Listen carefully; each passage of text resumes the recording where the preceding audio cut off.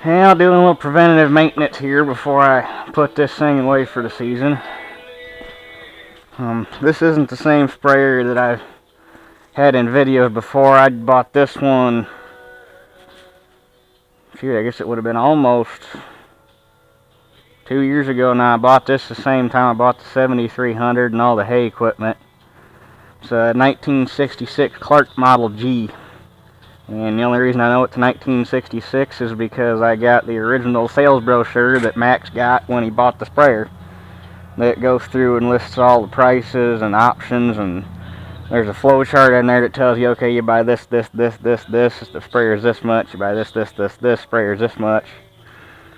And I ran through and all the options he had on it. If I remember correctly, he paid like $593 and something odd cents for this thing when he bought it brand new in 1966.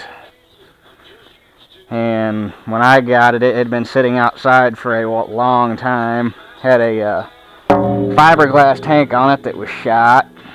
Valve on it was shot. The booms on it had been broke and fixed enough times it wasn't funny. So I got it, found the aluminum tank on a John Deere sprayer in a junkyard, put on here, and looking in the brochure, they actually offered this with a 200-gallon aluminum tank just like this, so who's to say it's not factory. Picked up this Delavon valve down at a going out of business sale at a what the heck was that place called? It was like a Rural King type deal down in Crawfordsville earlier this winter. Me and my buddy got bored one weekend while we were at school, and we decided to go to that, pick this up, which I actually, now that I've used it, like this valve a lot more than the regular one with the handle you pull down and you move up and twist and stuff. This is on off. This is your boom select. It's actually a nice valve. To me, it's a whole lot easier to use. And that's the original pressure regulator that was still good, so I just cleaned it up, stuck it back on there. It's got all T-jet twist lock nozzles on it. I added this piece. Originally the booms were just flat fold, and when it was all said and done and the booms were folded up, I got it set up for 30 foot spraying 12 rows. And when it was all said and done and the booms were laying flat, I think this thing was like 12 foot wide, a little over. And I didn't like that, so I added this piece, put a lock on it to hold the booms, so that it's, I think right now it's like tick over 10. It's kind of cool the way the boom's set up. You reach under here, you pull these things, and you can pick the boom up and down. But Dad and I got it figured out. We're gonna rig up some rollers on this, and it's not gonna happen anytime soon, but it's another one of these days things. We're gonna rig up some rollers on this and use it as a track, and then put a little hydraulic cylinder back here with figure out some way to put a ruler back here so you can see it from the tractor seat and make it hydraulic adjust boom height.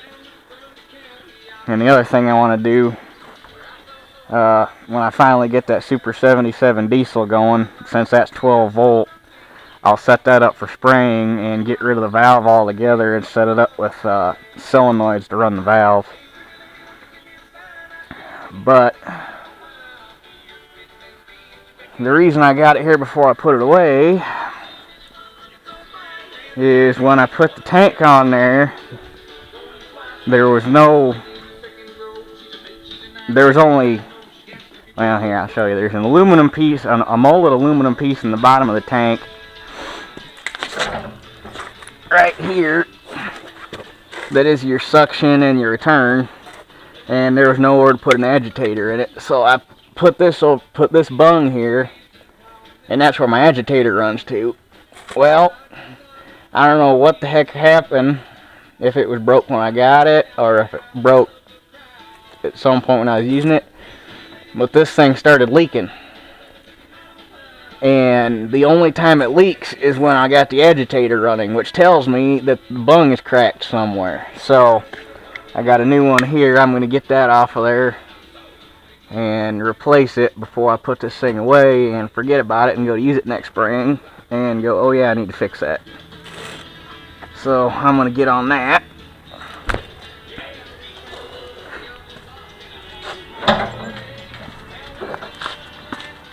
And get that done. I got to get the power washer out, get this washed up, get 66 and 1600 washed up,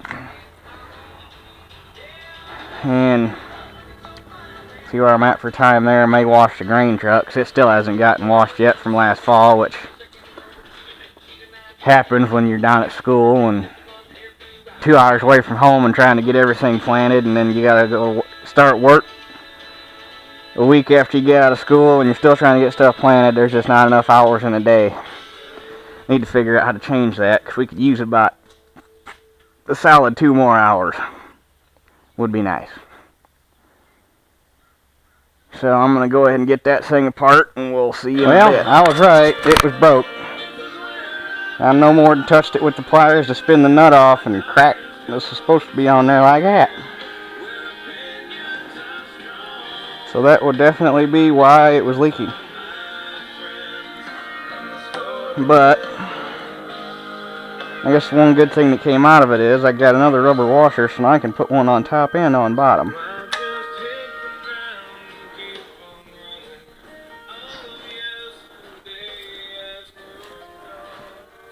And part of the problem is these, I guess I don't know how any of you guys feel about it, but when it comes to this plastic sprayer stuff, I think Banjo is hands down the best to buy. And for some reason, our Rural King, all their valves and stuff like that's Banjo, but then their fittings and their bungs are this off-brand DHI crap, which I don't know where that's made. I think Banjo's American, but I'm not gonna get this thing down in the hole. But ow, tank's kind of hot. So yeah, I think that's part of the problem, is this cheesy off-brand crap.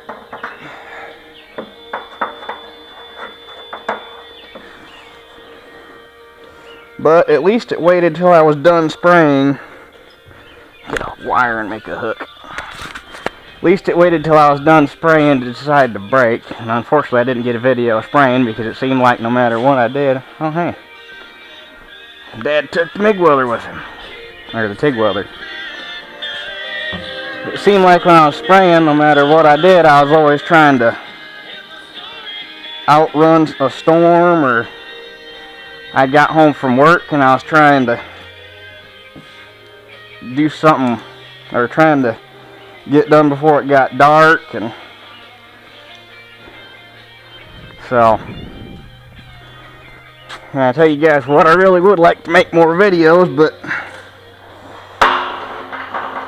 between being at school and having work and then trying to farm on top of that, and when I'm at school, I'm 2 freaking hours away. Basically, where did I put that other stuff? Basically, I'm in a hurry to try to get stuff done while I am home, and I just always forget to make videos. And same thing, when I'm normally doing stuff working out in the shop like this. Alright, where the heck did I put them freaking parts? When I'm out working in the shop like this, I never think till I'm done. I was like, hey, I should have made a video of that, but okay, seriously, I know I carried it out here with me. Where did I put it? Oh, right there. So I guess forgive me for not being able to put up more videos. I'm hoping it'll be better this year, because, or this fall at least, because I've only got classes on Tuesday, Thursday, so I'll be home generally Monday, Wednesday, Friday, or not Monday, Wednesday, Friday, Monday, or Friday, Saturday, Sunday, Monday.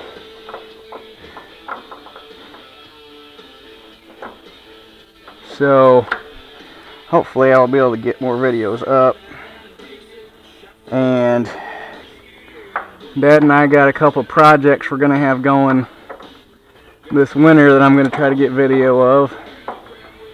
Building some new equipment, because if you can't buy it, build it. Plus the stuff we build, in my opinion, comes out a little cooler than some of the stuff you can buy anyway, like that grain cart. But that's the kind of stuff you can get away with when your dad's a special machine builder by trade and licensed hydraulic technician. Is you get some awesome stuff.